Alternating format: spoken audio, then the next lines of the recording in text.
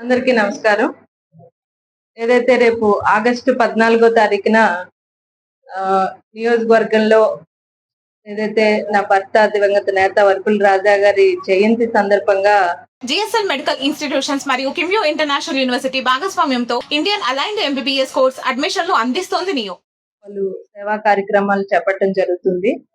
అందులో భాగంగానే ఏదైతే కూటమి ప్రభుత్వం ఏర్పడిన నుంచి నిరుద్యోగుల్ని ఆదుకుంటామన్న ఒక లక్ష్యంతో ఇప్పటికే మేము జాబ్ మేళాలు నిర్వహించడం జరిగింది. అందులో భాగంగా 14 తారీఖున వికాస వారి ఆధ్వర్యంలో మన ప్రతిపాడు గ్రామంలో మా నివాస స్థలం దగ్గర ఏదైతే వరపుల రాజా గారి నివాస స్థలం దగ్గర ఆయన జయంతి సందర్భంగా జాబ్ మేళాను ఏర్పాటు చేయడం జరిగింది.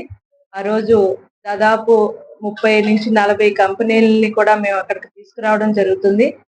ఇప్పటికే ఈ రోజు నుంచి కూడా మేము నిరుద్యోగులు నియోజకవర్గంలో ఉన్న యువత అందరికీ కూడా మేము ప్రతి గ్రామానికి చెప్పడం జరుగుతుంది. వారందరూ కూడా ఇటువంటి చక్కటి అవకాశాన్ని వినియోగించుకుని ఫామ్స్ ఏదైతే మేము ఫిలప్ చేయమని చెప్తాం రిజిస్ట్రేషన్ చేసుకుని ఆ రోజు 14 తారీఖున ఉదయం 10 గంటలకి ఏదైతే అక్కడ ఏర్పాటు చేసిన జాబ్ మేళాకి అందరూ కూడా నిరుద్యోగ యువత అందరూ కూడా వచ్చి ఈ అవకాశాన్ని వినియోగించుకోవాలి. ఆ రోజు ఖచ్చితంగా మనం అక్కడ నేను అన్ని ఏర్పాట్లు చేయడం జరుగుతుంది. నిరుద్యోగులకి అదే సంబంధించి దాదాపు 30 నుంచి 40 కంపెనీలను ఆ రోజు అక్కడికి తీసుకొస్తాం. హెచ్ఆర్లు అందరినీ తీసుకురావడం జరుగుతుంది. వారి ఇంటర్వ్యూలు చేసి ఆ రోజు మధ్యాహ్నానికే ఎవరెవరికైతే ఈ ఉద్యోగాలు ఇంటర్వ్యూల్లో విజయం చెందిన వాళ్ళకి ఆ రోజు అపాయింట్మెంట్ ఆర్డర్లు కూడా ఆ రోజు ఇవ్వడం జరుగుతుంది. ఇంత చక్కటి అవకాశాన్ని అందరూ కూడా నిరుద్యోగ యువత అందరూ కూడా సద్వినియోగం చేసుకోవాలని ఈ కార్యక్రమాన్ని విజయవంతం చేయాలని సందర్భంగా కోరుకుంటున్నాను. ప్రతిపాడు నియోజకవర్గ వ్యాప్తంగా ఉన్న ఈ చదువుకున్న యువకులకు అందరూ కూడా ఈ అవకాశాన్ని సద్వినియోగం చేసుకోవాలి.